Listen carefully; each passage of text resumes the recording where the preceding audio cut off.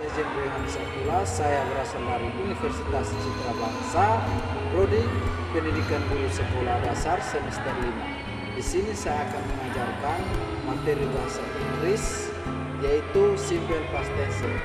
Oke teman-teman semua, selamat menyaksikan dan menonton video selanjutnya.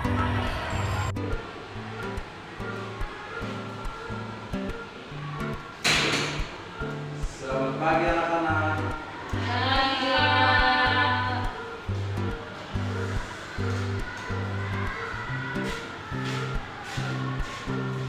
Baik anak-anak semua, apa kabar hari ini? Baik, Pak. Oke, baik. Hari ini kita akan belajar tentang bahasa Inggris. Materi kita pada hari ini yaitu past simple. Namun sebelum kita masuk, kita berdoa dulu. Saya minta salah satu siswa untuk memimpin kita dalam doa. Saya minta kita Niro memimpin kita dalam doa. Masuk berdiri saja di tempat. Baik, Pak dan teman-teman semua, sebelum kita mulai pembelajaran kita, marilah kita berdoa. Berdoa mulai. Berdoa selesai. Baik, terima kasih kepada siswa kita Niro. Selanjutnya kita akan melakukan absensi. Pak akan melakukan absensi. Anak-anak semua dengan nama ya. Novita Niro, Hadir, Pak. Ursula Mau, Hadir, Pak. Rosita Dionesi, Hadir, Pak. Martin Taneo. Hadir, Pak. Baik, semua hadir ya. Oke, kita langsung masuk ke materi. Hari ini kita akan belajar tentang past simple. Coba anak-anak bisa sebut materi yang kita pelajari hari ini. Past simple. Ulang sekali lagi. Past simple. Oke. Nah, kita masuk ke pengertian past simple. Jadi past simple adalah kalimat yang digunakan untuk menceritakan kejadian di masa lalu atau masa lampau. Coba salah satu siswa membaca pengertian dari past simple. Mari Taneo, ya silakan. Simple past tense adalah kalimat yang digunakan untuk menceritakan kejadian di masa lampau. Oke. Fungsinya coba siswa Rosita Dionesi baca fungsinya. Fungsi dari simple past tense adalah untuk menjelaskan kejadian atau tindakan yang telah terjadi ataupun menggambar kejadian yang telah berakhir di masa lalu.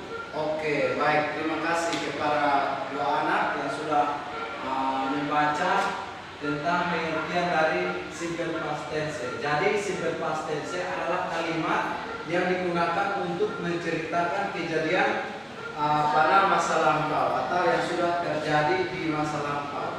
Oke, kita masuk yang berikut yaitu rumus past simple. Jadi di sini rumus past simple ada positif, negatif, interrogatif.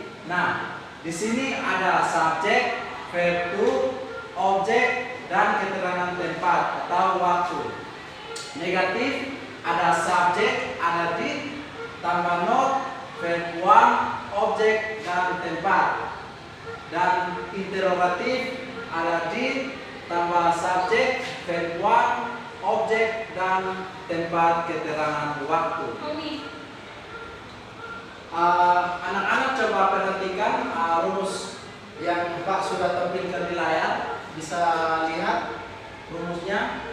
Di sini Pak sudah mengambil ada dua contoh dari positif, negatif, dan interrogatif. Artinya contoh yang bersangkutan mengenai pengertian dari past simple bahwa menceritakan suatu kejadian yang sudah berakhir atau sudah selesai di masa lampau.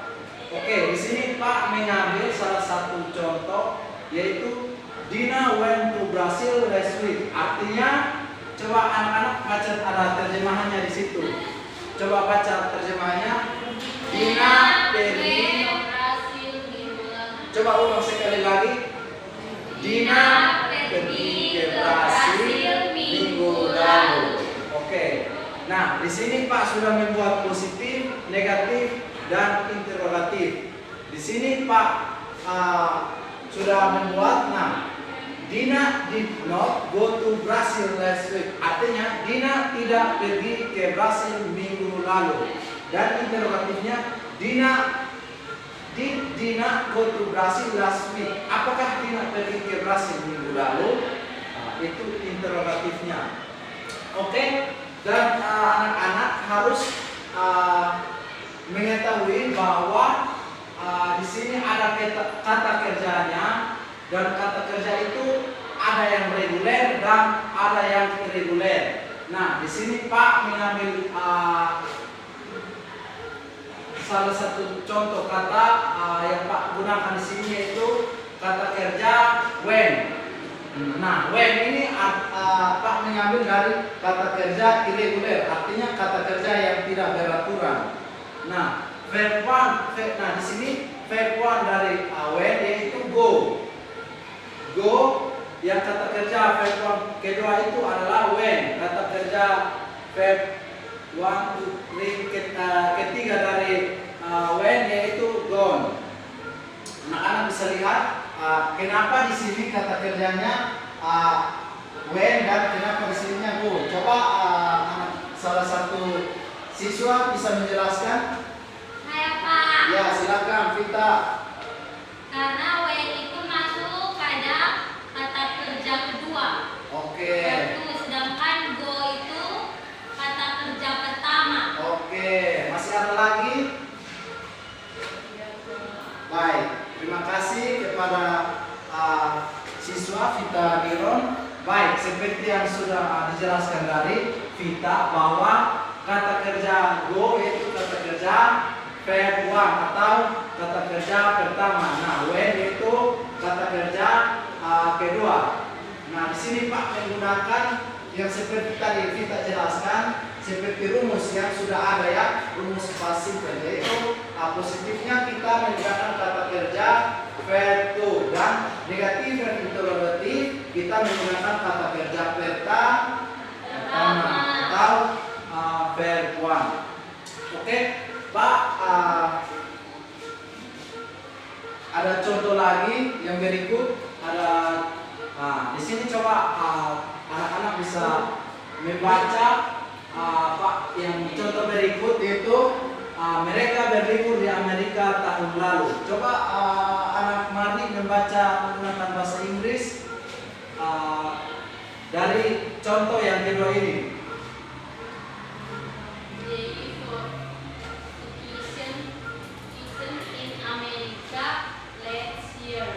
Bisa diulangi lagi lebih keras suaranya? The vacation in America last year. Oke, terima kasih Marni sudah membacanya. Ya, jadi seperti Marni membaca itu pengertian itu mereka berlibur di Amerika mereka berlibur di Amerika tahun lalu. Oke, Pak, ada penjelasan bahwa kata kerja dalam bahasa Inggris ada yang reguler dan irreguler yang seperti tadi Pak sudah jelaskan bahwa kata kerja reguler bentuk kedua cukup ditambahkan ed atau d. Nah, pada akhir kata tersebut jika kata kerja reguler yang telah berakhiran dengan fonem e maka cukup ditambahkan d saja ya. Anak-anak bisa paham? Contoh bisa anak-anak lihat seperti love. Nah, di situ sudah berakhir maka hanya cuma ditambahkan d saja. Oke. Jika kata kerja yang tidak berakhiran atau fonem e maka cukup ditambahkan ed. Oke. Di sini Pak sudah membuat beberapa contoh. Ada 2 contoh, listen and visit. Nah, ini sudah Pak seperti tadi Pak menjelaskan, anak-anak bisa perhatikan sendiri ya. Nah, anak-anak sementara kata kerja irreguler harus dihafal karena kebanyakan yang digunakan dalam kata kerja pasif itu kerjakan kata kerja yang sudah beraturan atau kata kerja irregular. Oke, sampai di sini anak-anak bisa paham? Bisa, Pak. Oke, ada pertanyaan? Tidak ada, Pak. Oke, baik. Tugas untuk anak-anak semua wajib membuat salah satu contoh yang seperti tadi Pak sudah jelaskan. Salah satu contoh past simple yang tadi Pak jelaskan, dan minggu depan akan mengumpulkan, Pak akan periksa. Baik, pertemuan kita pada hari ini saja. Mungkin salah satu anak bisa memberikan penilaian terhadap pembelajaran kita pada hari ini. Rosita Lelesi bisa berikan penjelasan. Pas, Pak. Baik. Mengerti. Baik, dapat dimengerti. Oke, pertemuan kita akan berakhir. Sebelum kita mengakhiri pertemuan kita, saya minta siswa di Kesuru pimpin kita doa sebelum kita pulang.